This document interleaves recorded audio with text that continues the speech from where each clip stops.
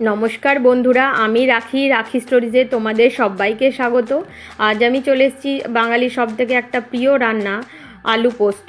তো তোমরা এই রেসিপিটা দেখো। আমি আগের থেকে আলুগুলোকে একটু ছোট্ট ছোট্ট করে কেটে নিয়েছি, আলু পোস্ত যেমন হয়। তো কেটে আমি কড়াতে সামান্য তেল দিয়ে কটা লঙ্কা ছেড়ে আমি আলুগুলোকে ছেড়ে দিয়েছি। আলুগুলোকে একটু ভালো করে একটু নাড়াচাড়া করে ভেজে নিচ্ছি, যাতে খানিকটা একটু সেদ্ধ হয়ে যায় আর ভাজাও হয়ে যায় সাথে, তো খেতে টেস্ট হয়।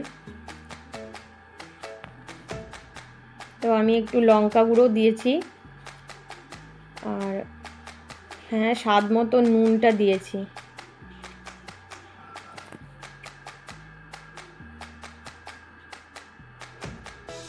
এগুলো দিয়ে একটু নাড়াচাড়া করে নিচ্ছি। নাড়াচাড়া করার পর আমি একটু জলও দিয়ে দিয়েছি। ওই জল দেওয়ার পরে একটু ঢাকা দিয়ে রেখেছিলাম কিছুক্ষণ, যতক্ষণ আলুটা সেদ্ধ হয়ে যায়। এরপর আমি পোস্ত বাটাটা দিয়ে দিলাম।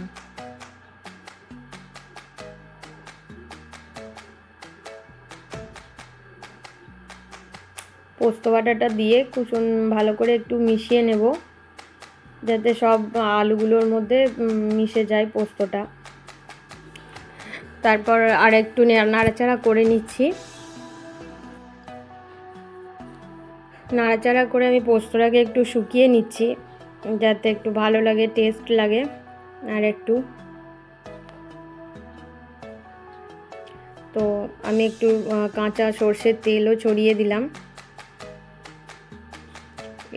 আমার রান্নাটা অলমোস্ট হয়ে গেছে, এবার আমি নামিয়ে নেব। তো আমি তেলটাকেও একটু নাড়াচাড়া করে একটু ভালো করে মিশিয়ে নিচ্ছি।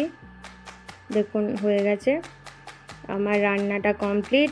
তো আমার ভিডিও যদি তোমাদের ভালো লাগে, লাইক করো, কমেন্ট করো অ্যান্ড শেয়ার।